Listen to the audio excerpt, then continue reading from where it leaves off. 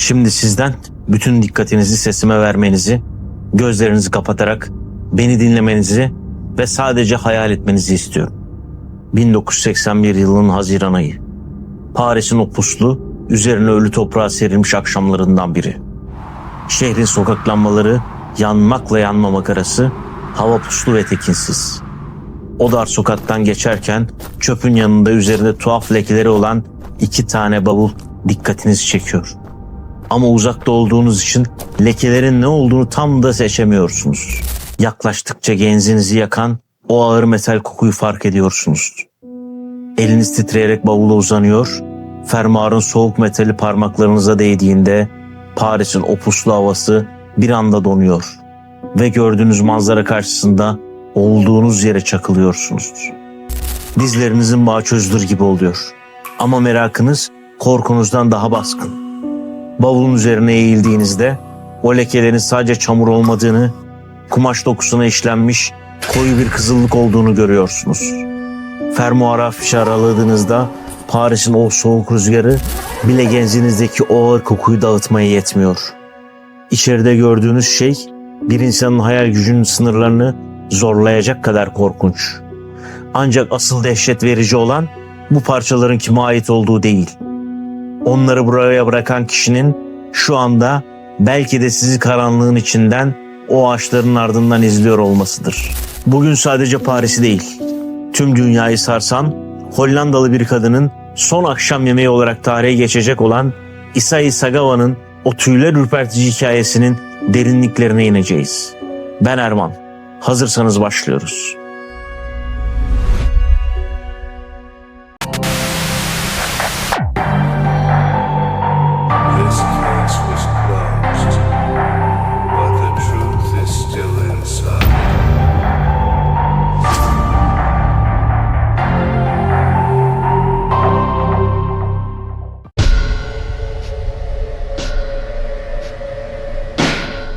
Bu kan donduran hikayenin başrolünde dışarıdan bakıldığında sıradan, hatta oldukça zararsız ve çelimsiz görünen bir adam var. Issei Sagawa. 1949 yılında Japonya'nın Kobe şehrinde oldukça varlıklı ve toplumda saygı gören bir ailenin çocuğu olarak dünyaya gözlerini açtı.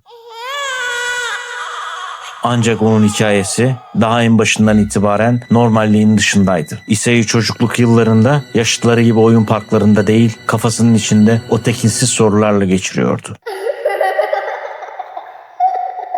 Henüz çok küçükken amcasının ona anlattığı antik yamyamlık hikayeleri onda bir korku yaratmak yerine sanki kayıp bir parçayı bulmuşçasına tuhaf bir rahatlama sağlamıştı. Bu karanlık merak ergenlik döneminde saplantılı bir arzuya dönüştü. O sadece kurbanını öldürmek isteyen tipik bir katil değildi. O kurbanını kelimenin tam anlamıyla içselleştirmek ve onun bir parçası olmak istiyordu. Yıllar geçip akademik kariyeri için Paris'e gitti.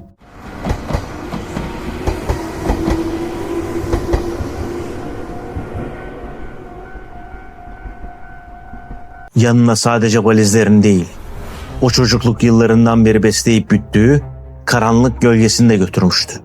O artık sadece bir edebiyat öğrencisi değildi.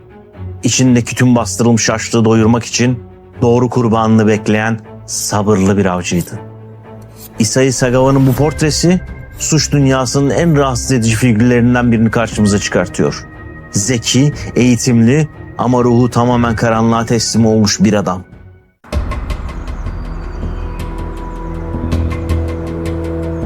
Peki bir insanı normal olanın kıyısından alıp bu kadar uç vahşete sürükleyen o saplantı nasıl olur? Sagawa örneğinde yamyamlık, anlık bir cinnet ya da sadece bir şiddet eylemi değil. Bu yıllarca ince ince işlenmiş, adeta felsefi bir boyuta ulaşmış içine alma arzusu. Sagawa'nın zihninde yamyamlık, sevginin, hayranlığın en üst mertebesiydi. Kendi çelimsiz ve zayıf bedenini bir hapishane gibi görüyordu. Batılı, sağlıklı ve boylu postlu kadınları gördüğünde duyduğu şey cinsel çekim değil, onlara dönüşme isteğiydi. Onun mantığına göre bir şeyi sevdiğinde ona sahip olmak istersiniz. Ama ona tamamen sahip olmanın tek yolu onu kendi bedeninize dahil etmekti. Onu yedim çünkü onun içinde yaşamak istedim. Sözü bu hastalıklı anatomiyi en çıplak haliyle özetliyordu. Bu sadece fiziksel bir eylem değildi. Sagava yamyamlığı estetik bir ritüele kodlamıştı. Çocukluğunda okuduğu masallar, dinlediği efsanelerden süzüp getirdiği bu karanlık miras.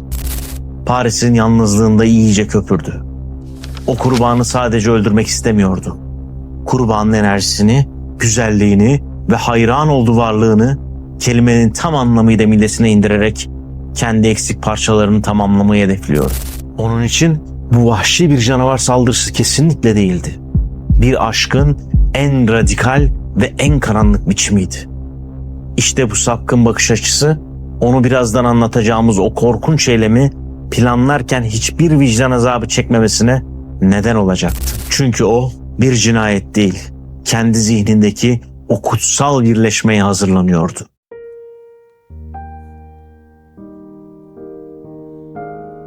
Paris'in o entelektüel havası Sorbonne Üniversitesi'nin koridorlarında yankılanırken İsai Sagava'nın gözleri tek bir noktaya kilitlenmişti. René Hartwert. René Hollandalı bir edebiyat öğrencisiydi. Zeki, hayat dolu ve Sagava'nın aynadaki o zayıf aksinin tam zıttıydı. O, Sagava'nın zihninde yarattığı mükemmel insan tanımının ete kemiğe bürünmüş haliydi.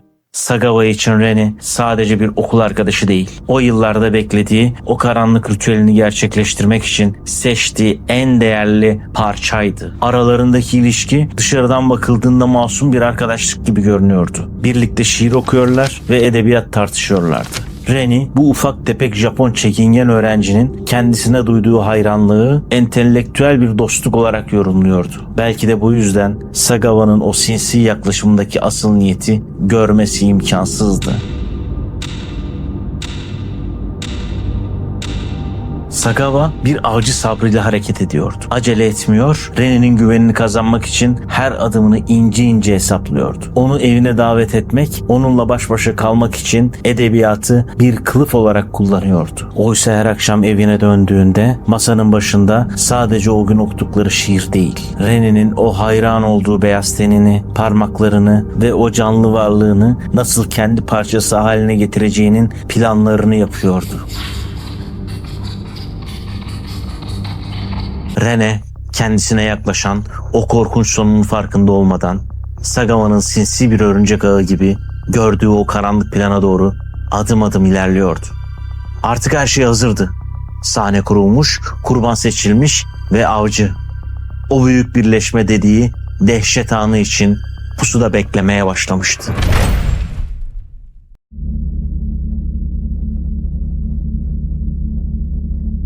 Takvimler 11 Haziran 1981 gösteriyordu. Dışarıda Paris'in o her zamanki hareketli akşamı yaşanırken Sagava'nın küçük dairesinde buz gibi adeta mezar sessizliği hakimdi.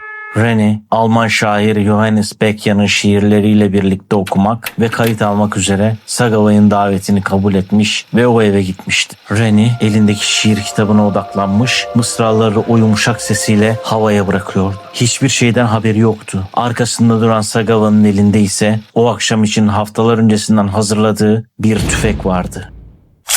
Sagava için o an bir cinayetin işleneceği o vahşi an değildi. Bir birleşme ritüelinin ilk adımıydı.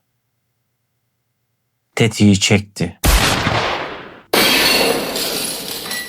René oracıkta henüz okuduğu şiirin yankısı odada sönmeden hayatını kaybetti. Ama Sagava için dehşet asıl şimdi başlıyordu. O cansız bedenin başında duran bir katil gibi değil, bir sofraya oturmak üzere olan bir davetli gibi hareket etti.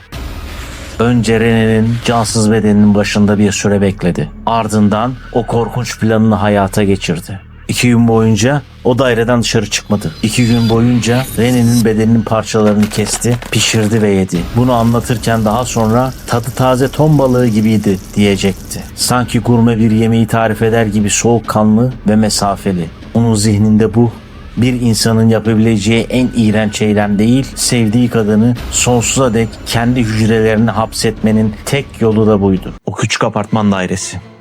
2 gün içinde insanlığın bittiği, sağduyunun yok olduğu ve saf bir deliliğin hüküm sürdüğü karanlık bir mezbahaya dönüştü. İşini bitirdiğinde ise geriye kalanları o meşhur 2 bavula yerleştirip Bois de Boulogne Parkı'na götürecek kadar rasyoner bir katildi. Sagava o akşam bir kadını öldürmedi.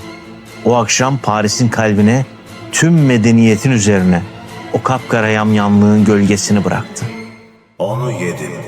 Parktaki o kanlı bavuluduktan sonra Paris polisi için faili bulmak çok da zor olmadı. Görgü tanıklarının ifadeleri ve Sagava'nın o telaşlı ama bir o kadar da aceleci hali dedektifleri doğrudan onun kapısına götürdü.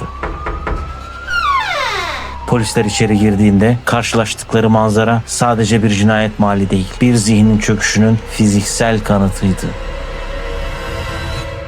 Sagava yakalandığı an bir direniş göstermedi. Hatta tam tersine üzerine çöken o devasa yükten kurtulmuşçasına tuhaf bir kabullenme içindeydi. Kelepçe bileğine geçtiğinde polislere o buz gibi insanın kanını donduran ilk cümlesini kurdu. Onu yedim.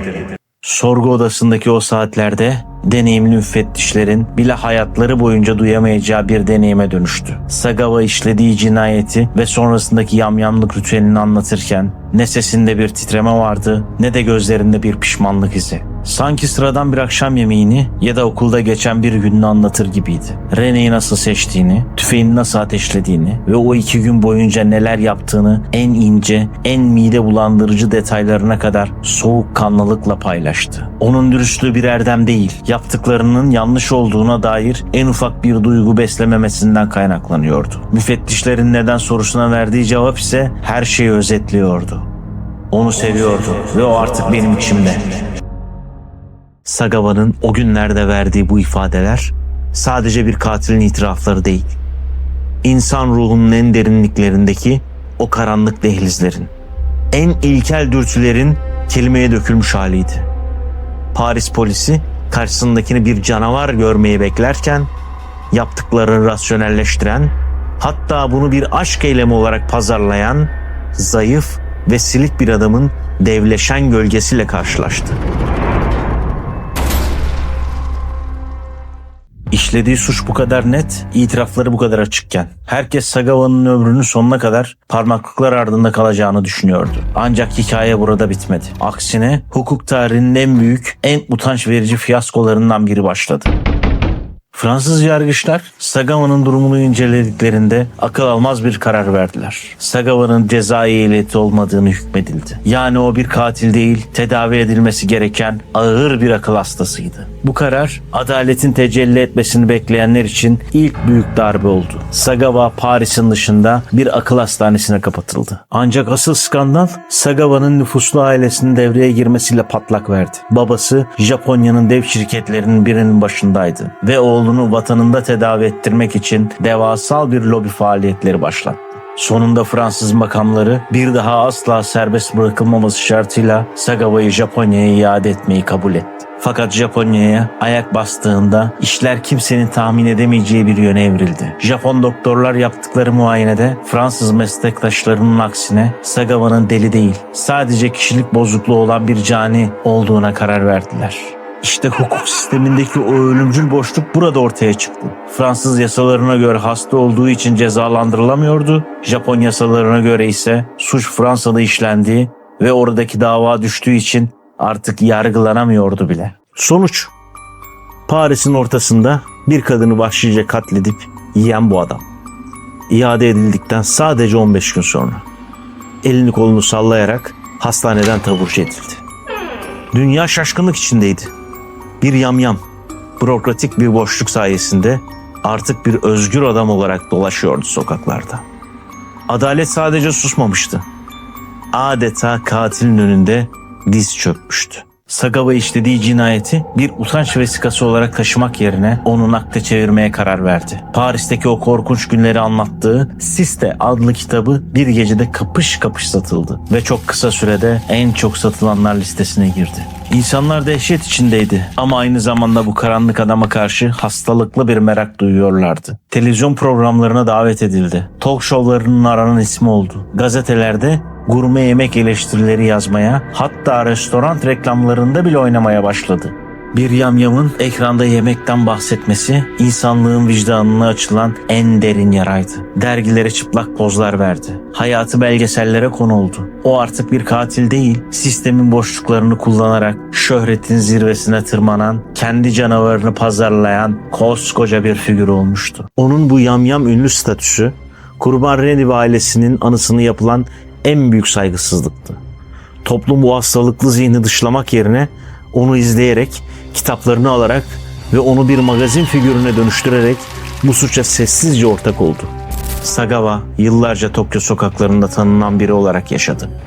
İmza günleri düzenledi, hayranlarıyla buluştu. Bu tablo modern dünyanın şiddete ve anomaliye duyduğu o tekinsiz aşkın en somut kanıtı olarak tarihe geçti.